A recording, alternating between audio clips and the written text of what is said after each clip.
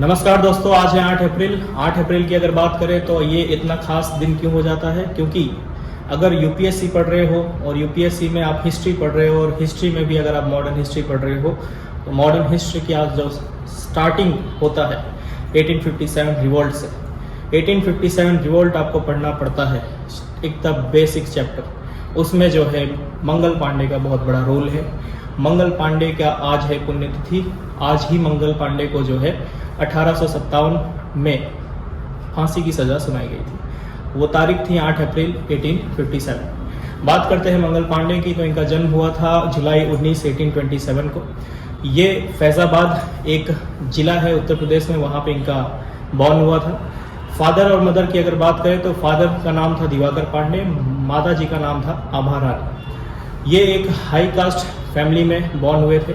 Family के पास बहुत सारी ज़मीन भी थी।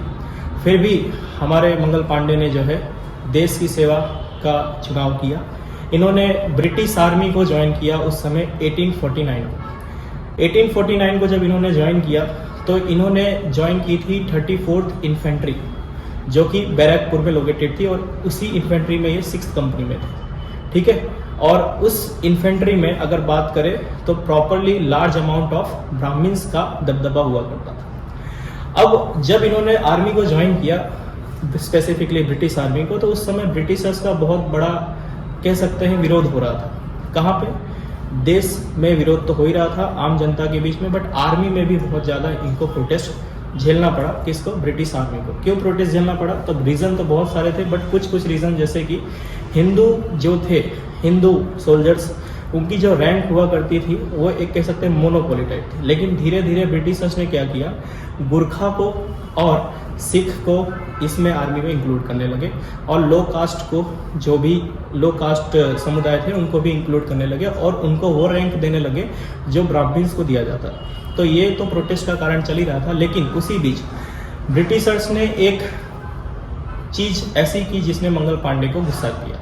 क्या थी वो चीज़? मंगल पांडे को जिसने गुस्सा किया, तो एक एनफील्ड राइफल करके आती थी। एनफील्ड राइफल में जो गोली भरा जाता था वो कार्ट्रिज कहलाता था। वो कार्ट्रिज को ऐसे खींच के फिर गोली भरी जाती थी। वो कार्ट्रिज को गाय और कह सकते हैं पिग की चमड़ी से बनाने की ऐसी अफवाह थी या सच था, ये जो है इतिहास में लिखा गया है। तो कुछ कह सकते हैं कि ये सच ही था। तो मंगल पांडे ने भी इसका रिसर्च किया और ये सच पाया, और उनको आया गुस्सा। तो उन्होंने जो है इसका विरोध किया। उन्होंने तारीख चुनी थी 29 मार्च 1857, और अपने कुछ दोस्तों के साथ इन्होंने क्या किया, विद्रोह करना शुरू किया। और उसी समय इनको रोकने के लिए एक कह सकते हैं मेजर रैंक के, हैवसन नाम था उनका, मेजर रैंक के ब्रिटिश सोल्जर हैवसन ने इनको पकड़ने की कोशिश की। लेकिन इन्होंने जो है गुस्से में आके उनके ऊपर फायरिंग की, तो हैवसन मारा गया, और उसको मार के जो है वहाँ से ये भाग गए। लेकिन कुछ ही दिनों बाद ये पकड़ाए गए। अब पकड़ाने के बाद इनको जो है फांसी की सज़ा सुनाई गई, क्योंकि इन्होंने जो है आर्मी का डिसिप्लिन और साथ साथ इन्होंने अंदर विद्रोह छेड़ने का इनके ऊपर आरोप लगा।